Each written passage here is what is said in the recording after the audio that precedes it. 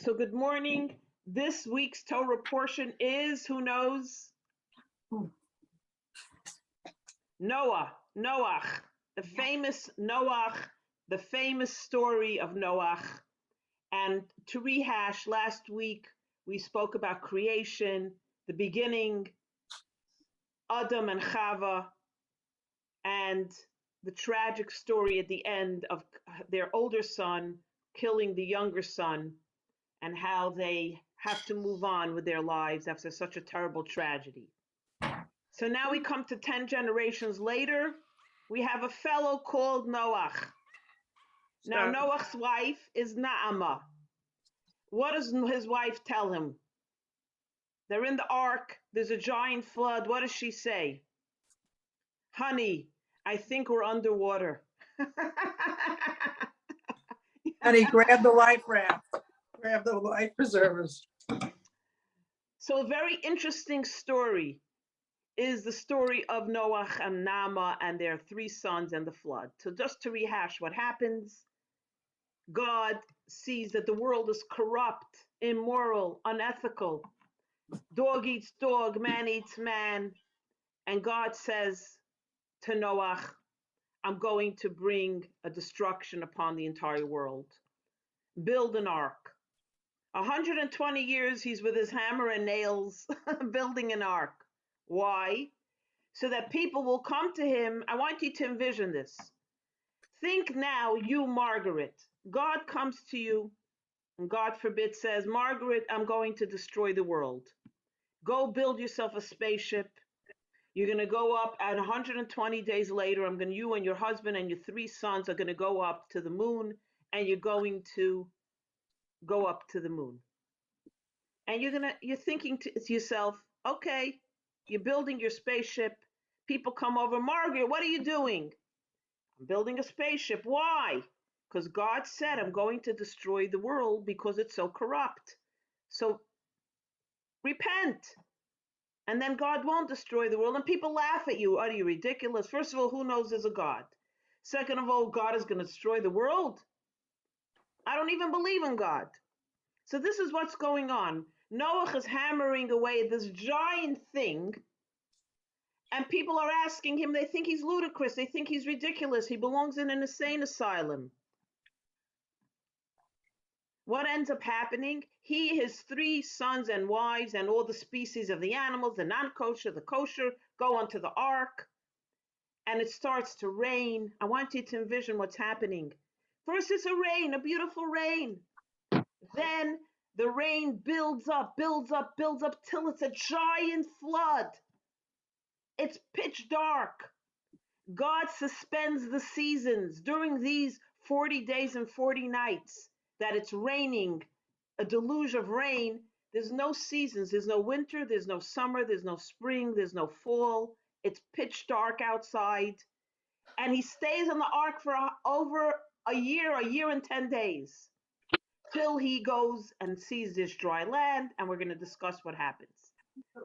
And he builds a vineyard, and he gets drunk, and he is intoxicated, and we'll talk about that. Good morning, Paula. Oh, excited. And this is the story. And then we're going to discuss the story of the Tower of Babel, which we always skip over because there's no time. Good morning, Paula. How are you? So Hi, excited. Freida. 4 of my favorite Nice to ladies. see you. Nice to see you. Good morning. Just going to great to be here. I'm just going to apologize in advance because we just got to Miami a little while ago, so I'm not going to do the video because you don't want to see me running around unpacking.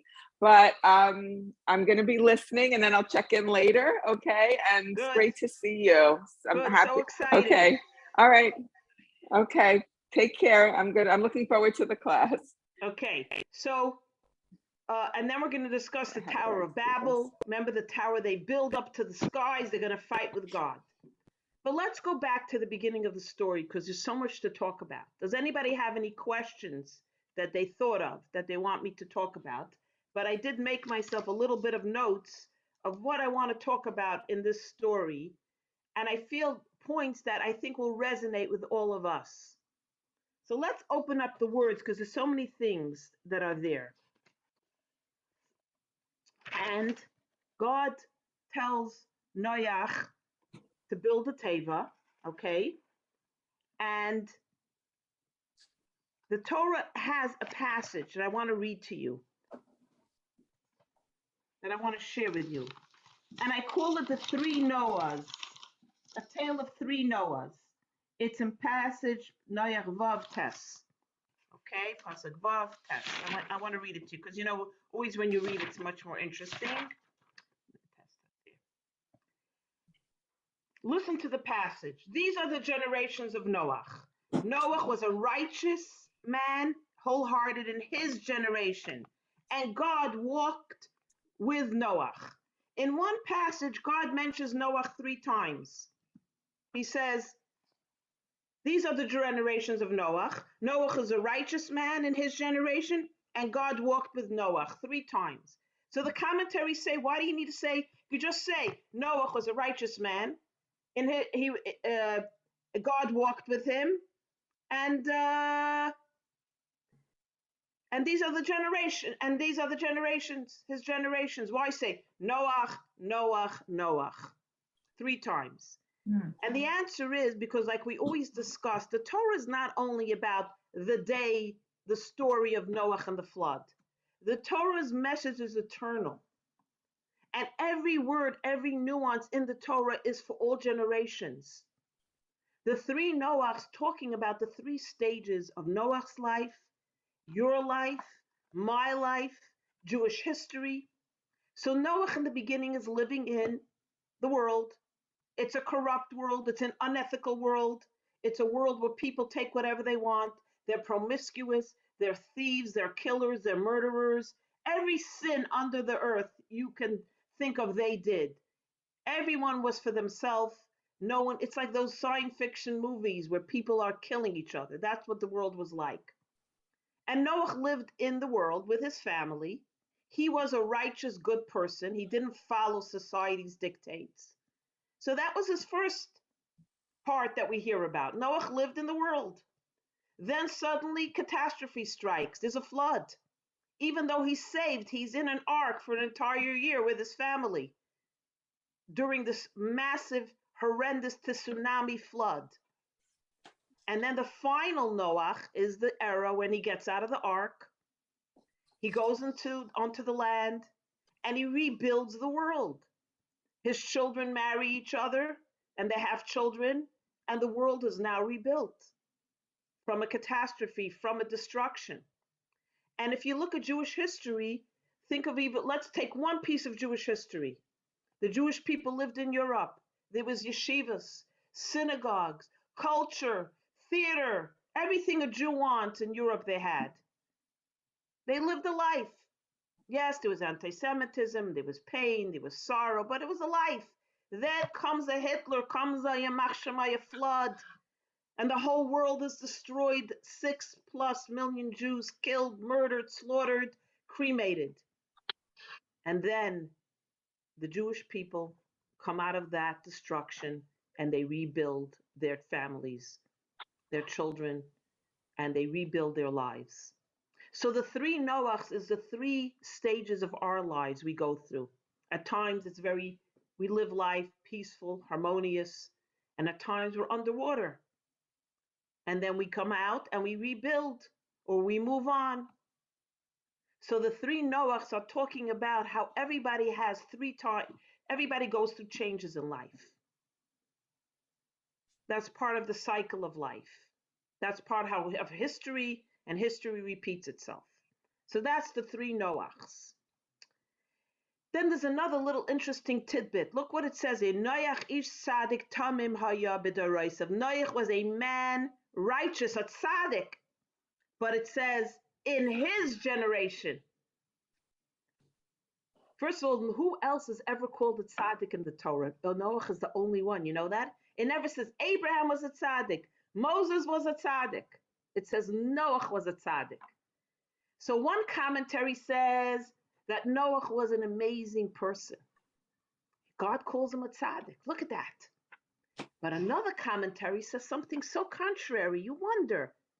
He said the second commentary says In his generation, he was a tzaddik, a righteous man. But you would have put him with Abraham, with Moses, with Jacob, with Isaac. He wouldn't be so great. He would be a simple guy compared to them. In his generation of corrupt, immoral people, he was the tzaddik. He was the best of the crop. But that's not saying very much. The king of the thieves, but he wasn't a thief. So we have to question, first of all, do Jews, do commentators, sages look for the negative? We always try to emphasize the positive. So what is this commentary? Is it truly negative? Does anybody have an insight? Is this commentator truly negative? By saying, yeah, in his generation, he was righteous and great, but you put him near Abraham, he would have been a plain folk. Anybody have an opinion? I don't think it's negative. I think that we can't all be Abrahams. Maybe we can be the best of our generation. Excellent. Diane, very, very beautiful. It's really not negative. What the sages are saying in this particular commentary is that, yes, maybe if you put him near Abraham, he wouldn't be an Abraham, but he is the hero. And the hero is sometimes a person that's not an Abraham. He's a Noah. Remember the movie Forrest Gump? Mhm. How all these stories, he rescues all these people, he gets the Purple Heart. A simple guy whose IQ was below normal. Forrest Gump. The Torah is teaching us something so beautiful, that the world is not saved always by the great leaders. The world is saved by the simple heroes, by the plain folk. That not always do you need to say, well, who's going to save the world? The tzaddik, the rebbe, the rabbis, the rebbitzins, they're going to save the world. No, it's you and me who are the Noachs, who step up to the plate. And that's what real beauty of the universe is. That God doesn't say, oh, only the righteous, only the Moses of the generation can save his people. Every person can be a Noach. It is the simple heroes that come forth, build an ark, and save the world. Even though Noach was not able to influence anyone, he didn't bring even one Baal Tshuva, one repentant person onto the ark. You notice? Only him and his family. So he didn't have the Abraham leadership charisma to bring thousands of people into monotheism. That wasn't his strength. His strength was he in his little corner, in his little universe, he created an oasis of righteousness and rebuilt the world.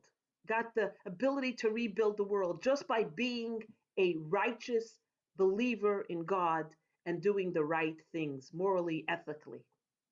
So again, it is the simple heroes that save the world. And every person has to be a leader in that way. And I think that was the power, by the way, of the Lubavitcher Rebbe. Most Rebbes look for disciples. I want everyone to be my disciple. I'll teach you, you'll be my student, very nice. The Rebbe said no. Guy would say, Rabbi, I don't even read Hebrew. The Rebbe would say to a guy, what, you don't know the letter Aleph? He says, the letter Aleph I know. He said, if you know one Hebrew letter, you now have to go out into the world and teach someone else that Hebrew letter. You cannot wait till you're a scholar, till you impact the world, the Rebbe would say. You have an Aleph, go teach someone else an Aleph. In other words, every person is a leader, every person can be a hero. Every person can be an ambassador of light.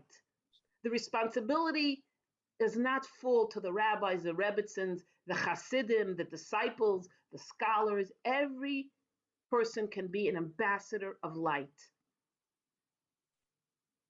of goodness, of kindness. And that's the story of Noach. We tend to look and say, oh my gosh, the greatest leaders, the greatest. You are the greatest leaders, because every one of us can be a leader and an ambassador of that, of light, of goodness, of showing people the way. on your block, in your community, and so on and so forth. This is the story of Noah. We sometimes tend to look in the wrong place, you know? Like they say, where is God? Where you are. God is not found in the tabernacle, in the Beit HaMikdash only, in the synagogue, in the Rebbe's Kiddush cup. God is found where you are. And that's the story of Noah, encapsulated. Beautiful.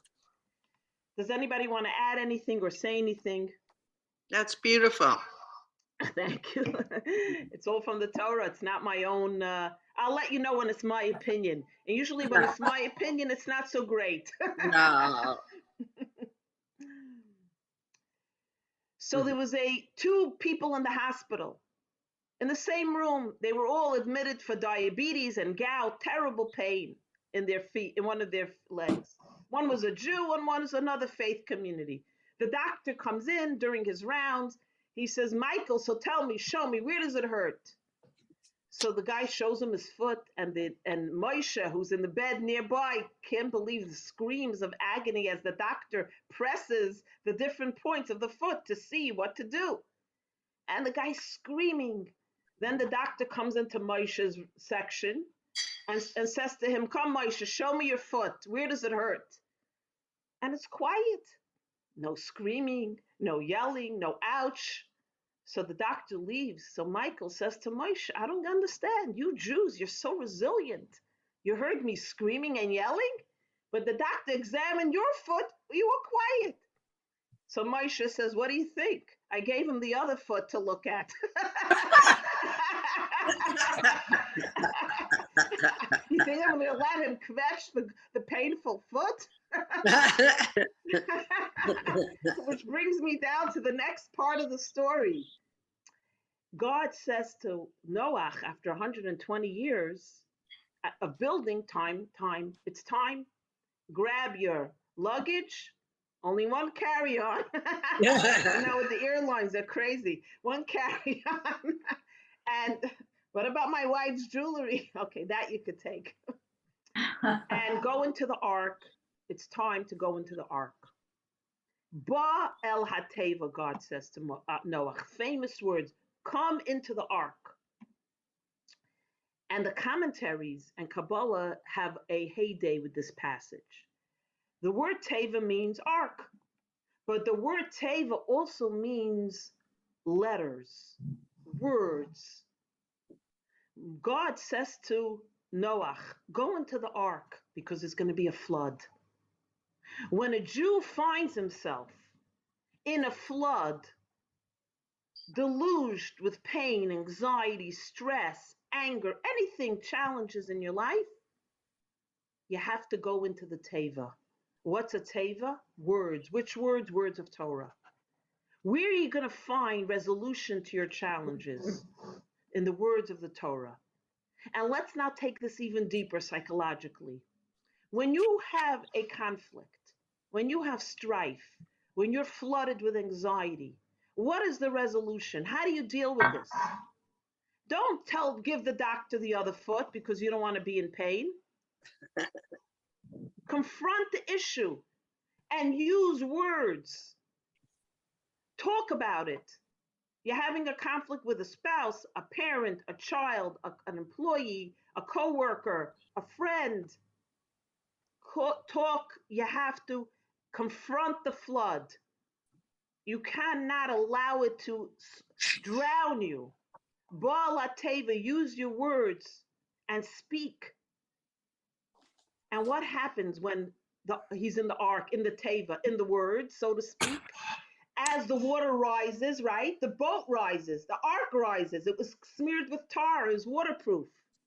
When you speak it out and you articulate your pain and your anxiety and your stress, you will rise above the flood. You're not going to drown. Once you confront your issues, you start rising up.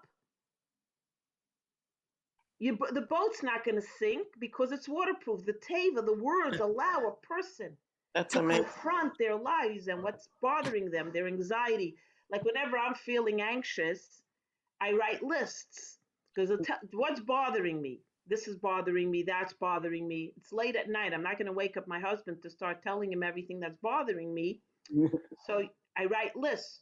But the thing is, you have to confront your issues. You can't hide them. That's what the Torah is telling us. Go into your words. Don't allow yourself to be flooded with that pressure. So you know Chelm. We always tell Chelm jokes. Chelm was a city in Europe, a shtetl in Europe, and they were actually brilliant people. So because they were so brilliant, people made a whole series of jokes depicting them as very ignorant people. So the Chelm stories are always very funny. So this is a Chelm story. It's late at night, and a guy is standing under a street lamp looking for something. His friend passes him by. He says, Shmerel, what are you looking for? He says, I lost my keys. I'm looking for them. I can't get into my house. I'm locked out. He says, where did you lose them? Let me help you. He says, well, I lost them 3 blocks away. So he says, why are you looking here? He says, because over here is light. There it's dark. That's a Chelm story. So when you have a problem, don't run away where it's light. Go back to where it is. That's where you're going to find it. That's where you're going to work it out. You have to confront your issues. Otherwise, you end up deluged and flooded, and you never resolve that which is bothering you. Ba'ala teva. Go to the Torah, and deeper than, of course, there's nothing deeper than Torah, but more than that, confront your issues, talk about it, use your words, and that will allow you to rise above the flood. Does anybody want to add anything, say anything? No, that's great.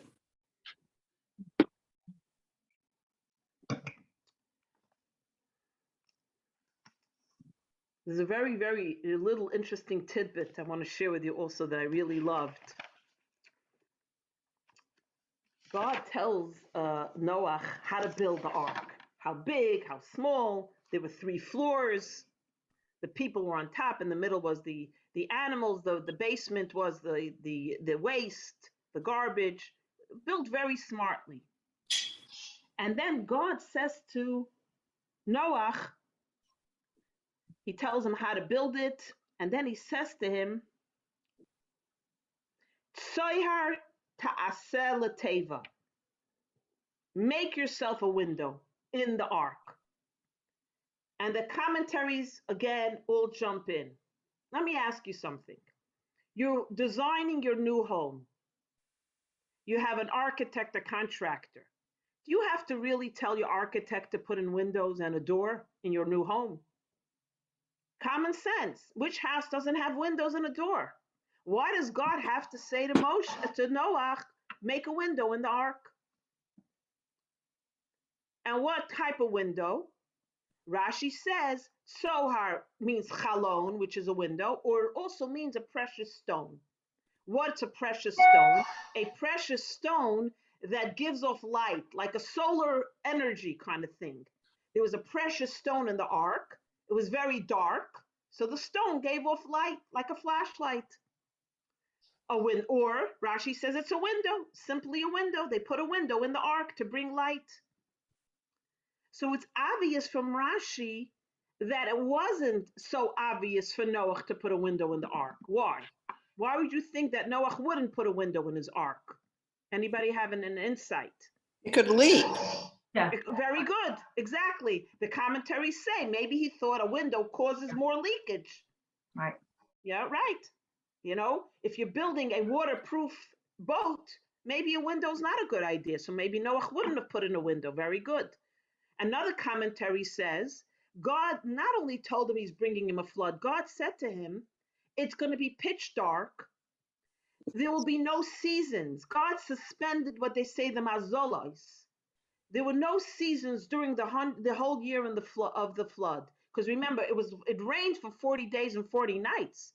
But it took an entire year for the water to go down and for him to be able to get out of the ark. When you bring a tsunami across the whole world and destroy an entire world, it's not only, okay, 40 days I'll be on the boat, on the cruise ship, then we'll put out a ramp and we can go on dry land. There was no dry land. For an entire year, there was no dry land. It was a flood of such magnitude that the whole world was eradicated in a sense. So you can't just go out of the ark. It's not like now, there's a flood, and then you go out and you're wading through the waters and you go back to the house that was destroyed, Nebuch, like we just saw in Florida. May- Yeah, go ahead, Diane. Maybe Yeah. he said, God said, build a window so Noah could have perspective. Otherwise, maybe you get lost in the dark. I don't know. Very good. Very good. So going back to the point, God told Noah there's not going to be any light and there's going to be no seasons. And that way, Noah will say, what do I need a window? A window is to bring in light. When you have a dark room, you know how people make skylights in dark rooms so they get more light, sunlight. They can't make sometimes a window, they make a skylight. Right. So Noah is thinking to himself, why do I need a window? There's no light going to shine in. I don't need a window. So God points out, yes, you need a window for a few reasons. One, remember I said that it didn't start with a flood. It's not like he got on the boat and there was a tsunami. Ain't Sveidrai, over. It started very light. It became as a light rain. Why? God wanted people to have an opportunity to see that this was not a fairy tale. Noah said to people, I'm building an ark because there's going to be a flood. They scoffed at him. They mocked him. They said he's a mashugana, put him in the insane asylum, stay away from him. He needs medication. Then God was hoping that when the people would see Noah go into the ark and the rain would start, they would realize and go, you know what, let's repent. It's true, there is going to be a flood. We better do something, right? But they didn't. So it's rained, and it started to build up. It was a gradual flood. It didn't just one big flood, one big earthquake, like by Korach. The earth opened up and swallowed him and his followers. It built up. So the days he was in the ark before the flood, before darkness came, before the seasons were suspended, there was light from the window. So the window brought in light. So the beginning, a window was very useful. Well, he could see what was happening on land. I mean, do they write anything about what happened to the people or the horror of the, flooding them? And I'm going to describe it in a second. I will. Well, that's true. Okay. I just want to finish the point so that we don't lose track, and also, it flows. But then we have to go back to Rashi that tells us two opinions. Either it was a window God told him to build, or it was bring in a precious stone, which would bring kind of solar light into the ark because it was very dark. So the commentaries and the Rebbe, Lubavitcher Rebbe, who used to analyze many discourses on the commentary, says, why would Rashi give two opinions? Usually Rashi answers the question. God tells Noah to build a window because he didn't think it was obviously. But what was it? Is it a window? Rashi says, or it could be a precious stone. Which one is it? Is it a window or is it a precious stone? So the Rebbe says it was both. And now I love this analysis. I love this. When I read this, I thought to myself, wow, this is so beautiful. It's the first time I actually saw it, by the way. Rebbe says something so powerful, that in life, we need both. You need a window and you need a precious stone. Why do you need a window? Because a window allows light into your life. But it's not enough to allow light, godliness into your life and take the light. You need a precious stone. You need to give back light. So the window symbolizes we let light into our lives. We allow God to have a presence in our life. And the precious stone symbolizes that once you have light in your life, you have to give back light. That's what I said before. You know an aleph? Go teach an aleph to somebody. You have $1 million, you have $10, 50 cents for charity. Always give back light. Take light. You need to take light. You need to bring God into your life. You need sunshine in your life. You need to take goodness from others. You need to ask a favor, but you have to give back too. There's a duality to this. So Rashi, it's not that Rashi couldn't decide which one was it. Did God tell Noah to bring in a precious stone? Or did God tell Noah to build a window? Which one? Either or. Rashi's saying it's both. And that's what the Rebbe points out. that the Rashi is trying to teach us that there's the duality of life. You have to have a window. You have to let light in. You can't be closed off to godliness, to your soul, but then you have to give back light. That's why your menorah is by the door and by a window for Hanukkah. Because the light of the menorah is not only meant for you, it's meant to share with the universe that God made this miracle, that there's a God, there's light. You have to give out light. Whereas the temple in the Beit HaMikdash, where was the menorah? Inside, you didn't see it. But the menorah of Hanukkah is by a window or by a door because you want to share the light. So we take light and we give light. That was the beauty of the window. And when the flood stopped, as Diane said, he was able to see out. When the seasons resumed, he had the window, which was very important. Well, I don't think you could actually see much because they didn't have glass windows. So the windows must have been like mica or something, something that's not like what we have. So when was glass invented? I don't know. But Medieval times, maybe. What? yeah, In a tortoise shell, you can see through a tortoise shell. You can? Really? Yeah, that's how before scuba diving, they would use a tortoise shell to see through. Really? Very thin, yes. Wow. Certain, I guess maybe layers of it or So thin Margaret, layers. it's a good question. How did Noah build the window? Should we research it in the future? If there was no glass in those days and there was no lucite, yeah, right. No and was there glass. plastic? Did he Good put question. that saran wrap? Yeah, right. How did was he it create a window? Or was Yeah. it something that could just open, and close really well, be waterproof? I don't know. It's a very good question. So I'm going to look it up for next time. Let me look it up. Maybe there is somebody who addresses the window issue. Maybe it was angled so the rain would spill out. I don't know. Yeah. So Margaret, you asked what was the flood like? And let me ask you another question. Why a flood? Couldn't God just make an earthquake and then the whole world goes boom and then it closes up nicely and nobody sees it? Why a flood? Okay, why a flood? Anybody know why a flood? Go ahead, Jane. Maybe it symbolizes washing, cleansing. Excellent. Cleansing and washing. Brilliant. And what was the measurement of the flood? How high did it go? Like the measurement of a mikvah of water. The women's mikvah, when it's built, has 40 measurements of water. It's not traditional measurements. 40 saw. I'm not sure the exact measurement, because the water has, like Jane said, cleansing powers. That's why when you buy a new vessel, a pot, I just bought myself an earthenware pot. I want to learn how to make sourdough challah. No. So I have to go take it over to the ocean or a natural body of water and immerse it in a mikvah so I could use it. Also, a woman after a menstrual cycle, right? Before you have intimacy, you go to the mikvah. And men at different times before they pray, they also go immerse in a mikvah. Not a woman's mikvah, but a mikvah. So mikvah, which means gathering of water, has a certain power of spiritual cleansing. We're not talking about physical cleansing, washing your hands with soap and water because your hands are muddy or dirty from gardening. We're talking about spiritual cleansing.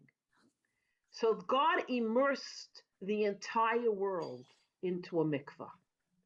God cleansed the world using water to show us the power of water, the power that the mikvah, the water, has in cleansing and rebirth. That's why when someone converts, they immerse in a mikvah.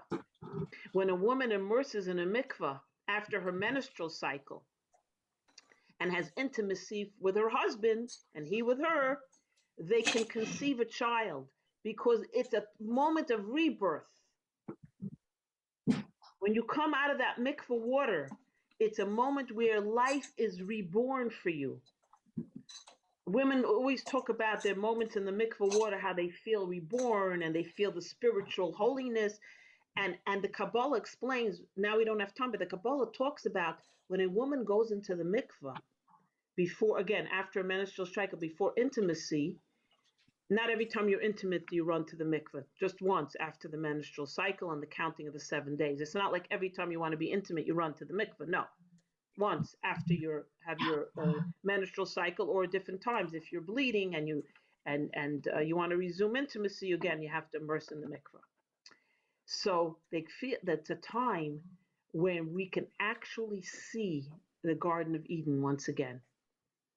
When a mikveh has the power to bring us back to perfection. That's the power of water, of mikveh. Not any water, not in a bathtub, not in the shower, in a mikveh specifically. So when the world was immersed in the mikveh, it was reborn. The world was reborn. And that's why water is known to have that spiritual healing powers. A woman just called me a few days ago. She experienced breast cancer. She's healed. She says, Freida, I want to do something spiritual. Can I go to the mikveh? I said, you could go to the mikveh, but the mikveh is really meant for a woman after her menstrual cycle. Or if you never went before, you're menopause, right? You never went to the mikveh. It was never part of your Jewish life. But now you want to experience it. So you count certain days, you separate from your husband, no intimacy for 7 days, and you go into a mikveh. And then you don't have to go anymore because you don't have your menstrual cycle. So I said to her, you could go to the mikveh. There's no prohibition for you to go from the mikveh. Call up the mikveh lady, make an appointment, and you can go. If you feel you want to do that, do it. But it's only a mitzvah, I told her, when it's after your menstrual cycle or if you've never gone to the mikveh before. So she, I don't know what she ended up doing. You know, I didn't want to pry. I try not to be a busybody. But people feel that the mikveh has certain healing properties. I'll tell you another beautiful story about mikveh. So my husband is a very staunch advocate of morality and ethics. And there was a big controversy. This was like 15 years ago, when we moved here years ago, about alternative lifestyles. And my husband wrote a letter to the editor because there was a synagogue that refused to allow a play in their school, in their religious school, about alternative lifestyle, because they said teenagers are very impressionable and we don't want a play that promotes this to our students. So my husband wrote, so the school didn't let. So one of the temples in town said, we're going to let you put up this play.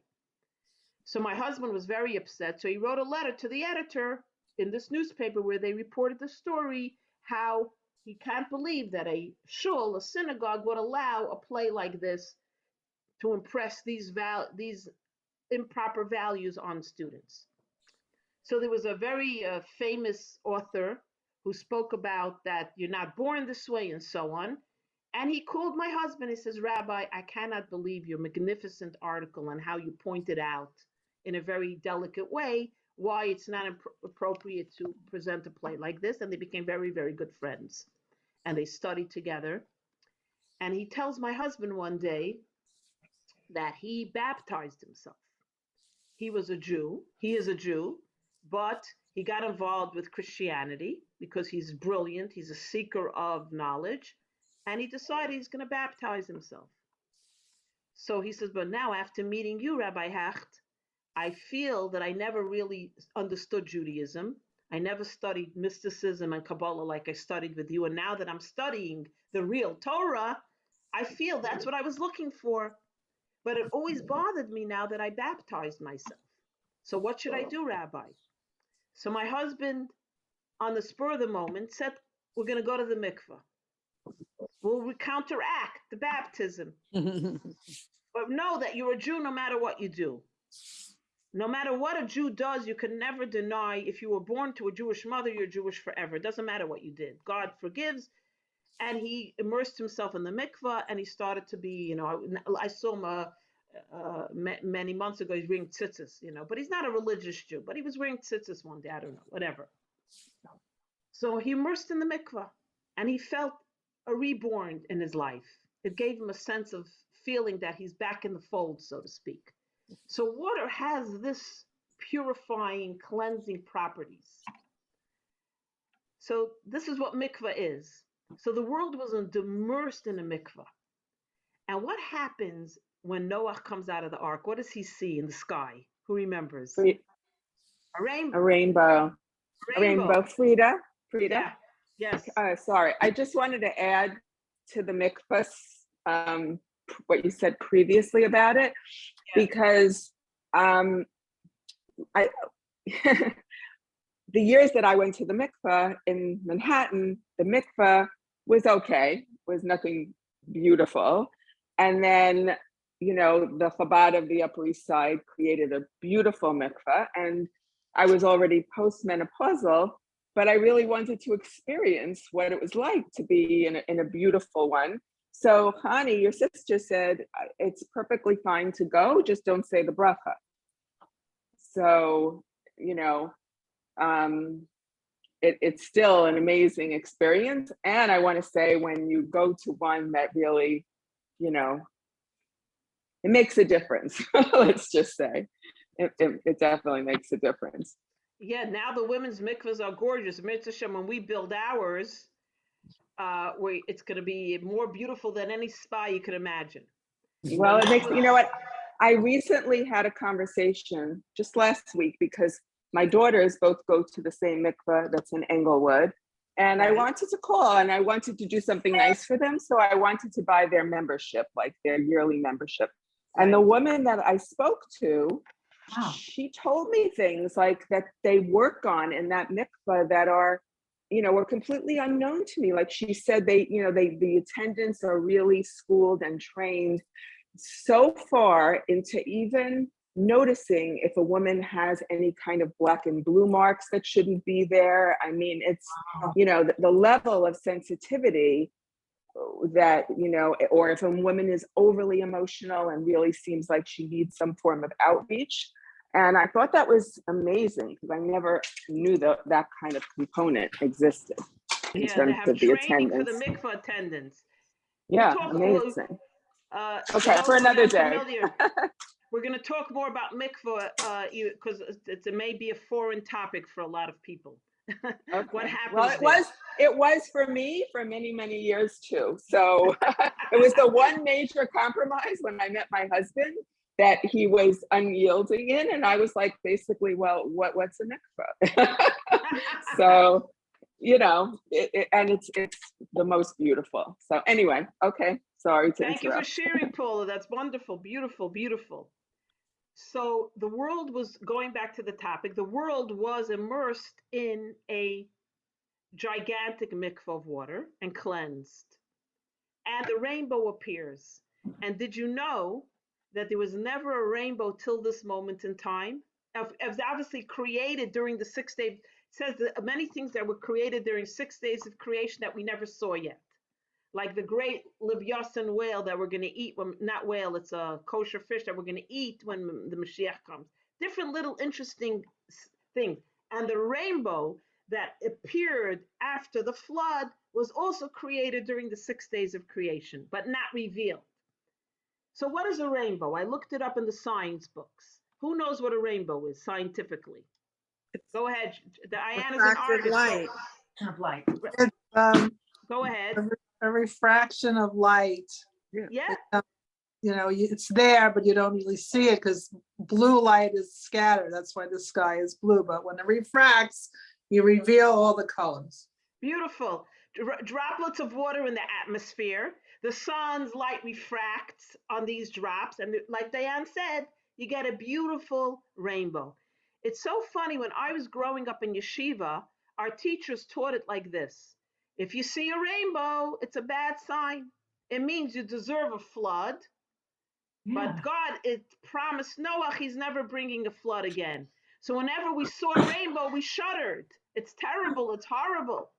But then when I started to learn Hasidus, Jewish mysticism, and Kabbalah, it has a whole different connotation. It's actually a positive sign. It's true, God will never bring a flood. God will show us a rainbow and never bring a flood again. It's a sign that I could have brought a flood, but I'm not bringing a flood. But it has even a deeper thing.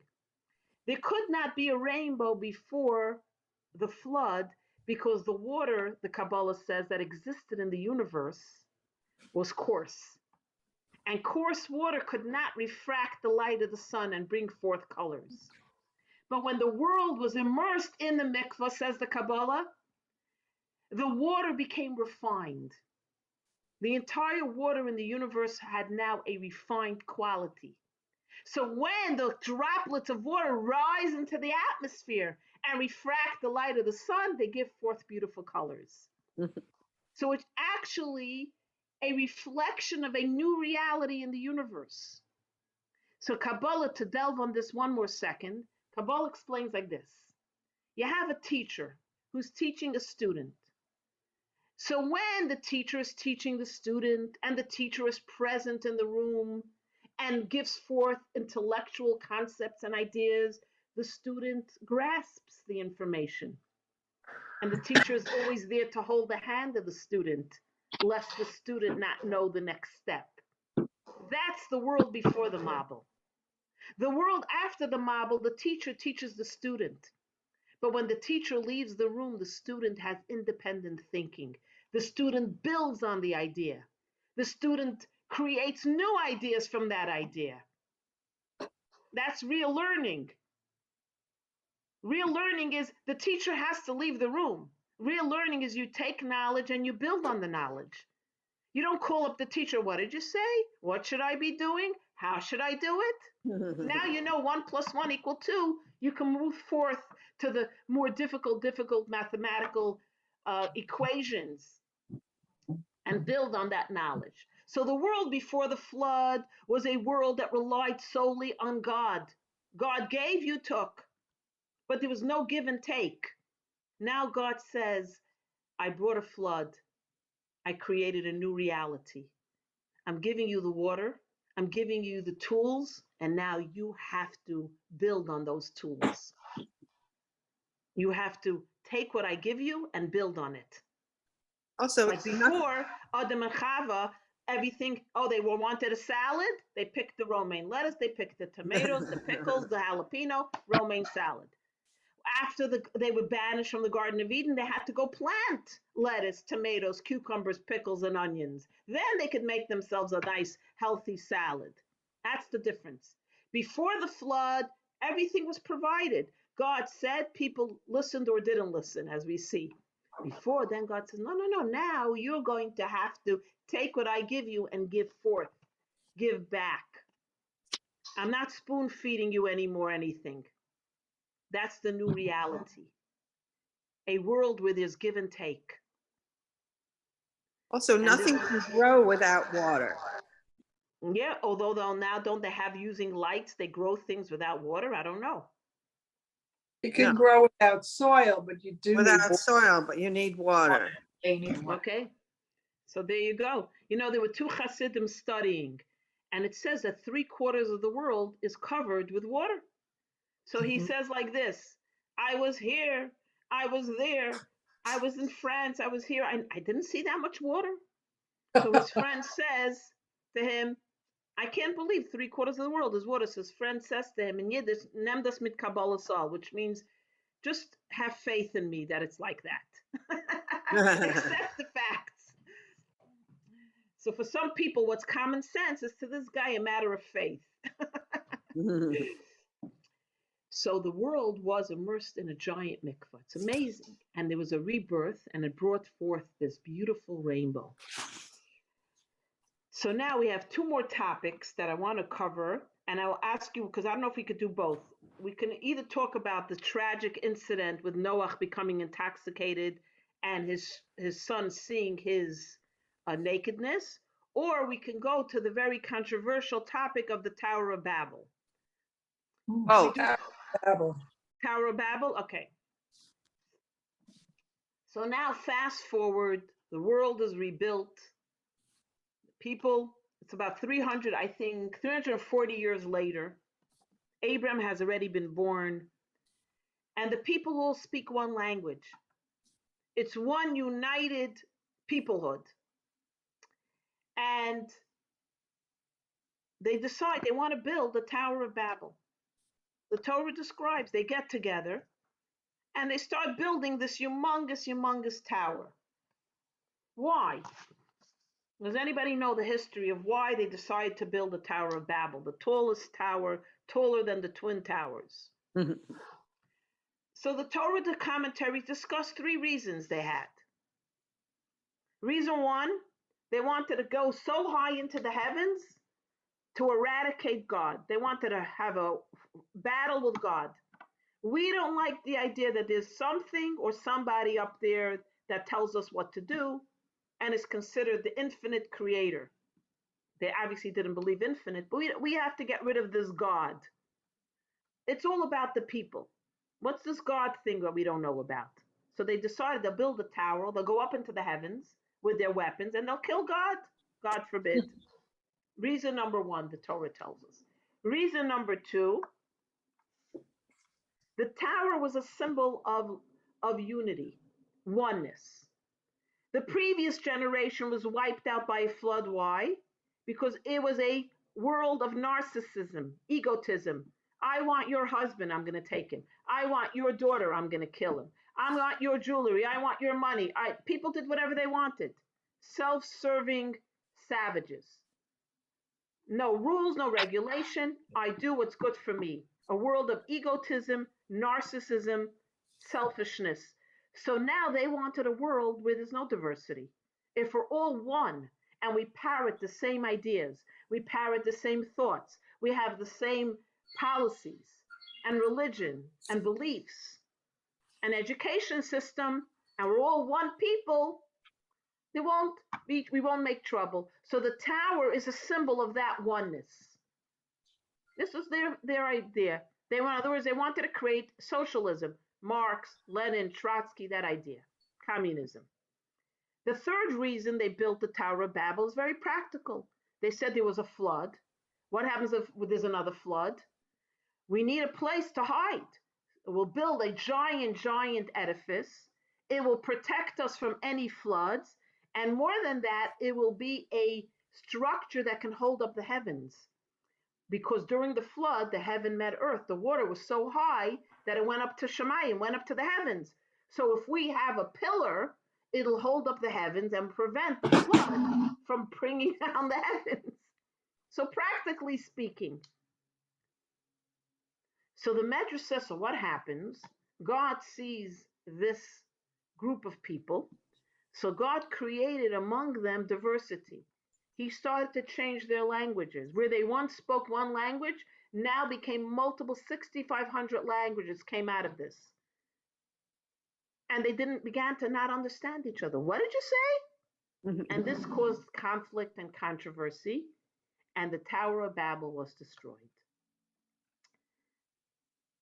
Now, the question is, what do these three ideas symbolize, these three concepts? And the Medrash says something very fascinating, that in the 19th century, by the way, they were doing an archaeological dig in Iraq, and they found what they think is a part of the Tower of Babel. Wow. So Wow. what the Medrash describes what happened at the time, the top of the Tower of Babel was burnt, so it ceased to exist. The bottom of the Tower of Babel sunk into the earth and disappeared. But one middle part of the Tower of Babel remained. So Hasidus Mysticism analyzes, why did one part burn? Why did one part get swallowed up by the earth? And when did one part remain? Why didn't God just blow it all up? Burn it all up? Bury it all? Why? Does anybody know why there's three different parts that were buried, burnt, and so on? Can anybody want to analyze? This can't be right, but I'm thinking compromise, middle ground. Yeah, Good. right. That's sometimes good. This is something I just came up with myself based on what you said, Diane. That sometimes, even in bad things, comes sometimes a good thing. So one piece remains. Maybe, I don't know. I don't have that in my research. I'll share what I do have, but that could be an interesting idea. Also, Nola, look how they weren't killed. Why? Because there was a positivity. There was unity here. Unity is not a terrible thing, but for a good thing. So the Tower of Babel is actually very fascinating. The way they thought, right? So interesting. So let's discuss the first reason they wanted to fight with God. They want to eradicate the concept of a creator, that there is a God, whatever you want to call God, creator, God, all being, whatever you want to use God, whatever you want to call God. You know, there was a Jewish fellow sent his son to a Christian school. He says, I'm done with Judaism. I don't want this Jewish stuff. The kid comes home all excited. Daddy, I figured out the God thing. There's a Trinity. You know, God, Son, and the Holy, whatever, the Holy Ghost. The father says, sit down right now. I want to tell you one thing. First of all, there's no such a thing as a Trinity. There's only one God. So forget about the Trinity, he says. And know one thing about that one God. We don't believe in it. He tells us. So they wanted to eradicate the concept that there's a divine creator, that there's an infinite being that rules the world. So that's not in alignment with our Marxism, socialist, communist views. We can't have a God. I'm sorry. We can't have a God. That gets burnt. That idea, there's no goodness in that idea. There's nothing you could take out of it. That has to be burnt into ashes. So that part of the tower got burnt. What was their second ideology? Diversity. No diversity. We saw what diversity did. There's a flood. Everybody lives for themselves. We want to have one united front. One language, one people, one faith, one religion, one concept, one government. No one is allowed to say anything other than what we tell you to say. So you have Marx, Lenin, Trotsky. By the way, Trotsky and Marx were Jewish. Lenin came from Jews. So it's the Jews who sometimes come up with all these. So what did Winston Churchill say? Remember or not? Capitalism is the unequal distribution of wealth. Communism, Tower of Babelism, is the equal distribution of misery. But the Mishnah says it all, that diversity is God's creation. Just like two faces are not alike, no two minds are alike, the Mishnah says. And by the way, let me read this to you because it's amazing. There are 390,000 different kinds of plants God created, 10,000 species of birds, 60,000 species of trees, 5.5 million species of insects, 7,000 species of mammals, 34,000 species of fish, and 6,500 languages. Doesn't that make the world a diverse place? So isn't this a contradiction that there's one God? The miracle of creation is that it is the unity of heaven that creates the diversity on earth. Because there's one foundation, God and Torah, one, that allows diversity. Otherwise, your diversity ends up like the Tower of Babel, socialism, communism, where it's really not. You don't believe with me? I'll hang you. You don't agree with me? I'm going to burn you alive. As we see in the history of the Jewish people and the history of mankind. True diversity is based on the values of God and Torah. No two faces are alike and no two minds are alike. Yet, there's two absolutes, God and God's wisdom, the Torah, that cannot be compromised. Now, so why does that part of the building get buried? Because it rises up from generation to generation. You have people rising up. They want the socialist, communist ideology. No diversity. We see it coming up over the years, right? You always have it rear its head. People coming and saying, "Oh, we need to the world the way it is not good. We need to go back to that, the socialists. Everybody's on a kibbutz. Everybody shares. Nobody has their own property. All the children are raised in a dormitory." That socialist communist ideal, which we know doesn't work. So that's why that idea is buried, but it does come up, and then it gets buried again. Now, the third thing, where they said, let's build a tower to prevent a flood. We'll hold up the heavens so no flood can happen. And even if there is a flood, we will be able to be in the tower and save ourselves. And that is how people talk about nature. You know, God created the world in a way that you can deny God. You can walk around saying, look, birth is natural.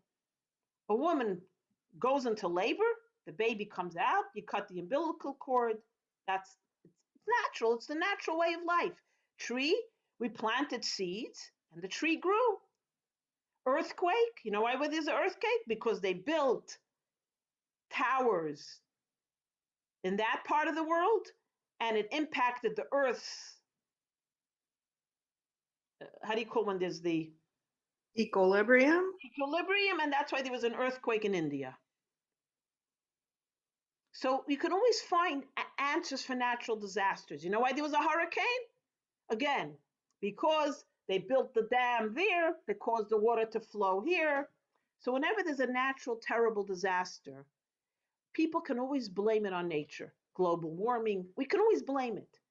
But if you really look at it, even nature, God is hidden in nature, but it's all God's hand. Volcanoes don't just happen. Earthquakes don't just happen. Floods don't just happen. Tsunamis just don't happen. God is in the hand of creation, of nature too. You just have to look for God. God hides God's self in the universe. And you might think the world is running on its own. You might say, of course there was a volcano. Remember when the whenever the the spaceship went up and they dropped the asteroids, it landed on the volcano and the volcano erupted. We can always find logical, scientific reasons why things happen in nature. But if you really look, it's all God's hands. We tend to take miracles and say, oh, it's natural. The Jews were saved from Entebbe. Remember the hostages? Remember the hostages were taken by Idi Amin, whatever, from Uganda, and then Israel sent in a force, and there was only Nebuch, one casualty, Benjamin Netanyahu's brother, one of the soldiers. And everybody says, yeah, because the Israelis, they know how to rescue hostages. No one said, you know what, God created a miracle here. You know what a miracle? You read the story, how could you say it wasn't a miracle? People went around saying, it wasn't a miracle. God, miracle? We don't believe in miracles. No one saw them. No one stopped them. No one saw them land. There could have been 101 things happening and none of them happened. It was as if they tiptoed in, pulled everyone out, and disappeared before anybody could say boo, except Nebuch, this one soldier. So you can deny a miracle every day of your life and say, that wasn't a miracle. I braked really hard so I didn't crash.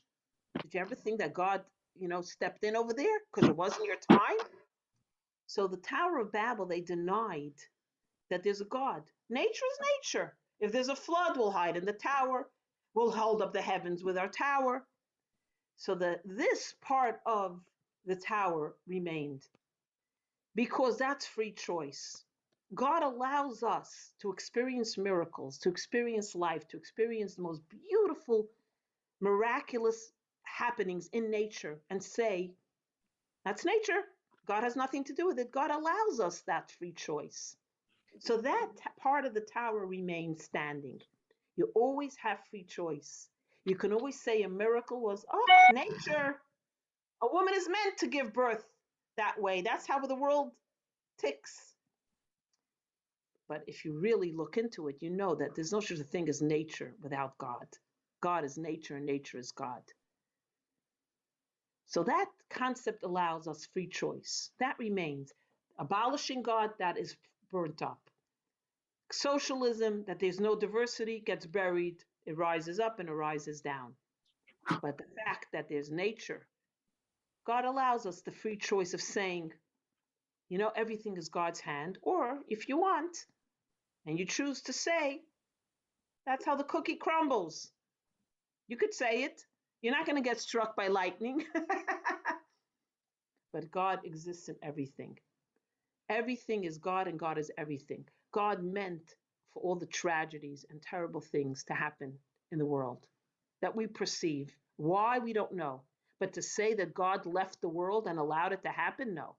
God is there through the terrible catastrophes and through the good moments. God is everywhere, everywhere. And this is what the Tower of Babel really teaches us, that God is everywhere in every part of the universe.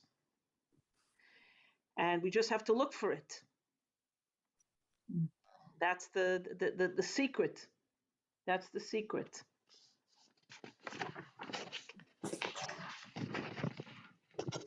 You know, I think miracles happen every day. Mhm. I also believe that I believe in scientific reasons, but I believe that God is behind those scientific reasons. Why are there tectonic plates that cause earthquakes? Because that's what God created. So I always believe in both at the same time, and I think they can exist together. That's so beautiful because, there's a whole group called the Orthodox Jewish scientists. I'm not such a big proponent of titles. I don't like the titles Orthodox, conservative, reform, humanistic, atheistic. I feel Jew is a Jew. But they call them where they resolve science with Torah. And one of them is Professor Herman Branover of blessed memory. Brilliant, brilliant Russian scientist, left after the fall of the Iron Curtain. And he wrote all these books. And I read a few. I'm not such a big science person, but I like to read interesting things. And yes, it's resolvable. It's resolvable. So if you really want to study, and that's your interest, you could see how science and Torah are not contradictions. What is the name of it? It's called the Orthodox Group of Scientists. Look over Herman Branover, Branower. He always wore beret. He was in our house many times when he used to visit the United States. He was an Israeli scientist, brilliant man. And there's a whole group of scientists. Matter of fact, in the show, we had a speaker a few years ago. He was excellent. He discussed a lot of myths between Torah and science. Many very interesting topics: the theory of evolution, the theory of all these theories in physics, and so on. So Torah and science can work together very beautifully if you're open to it. I believe in that. And I also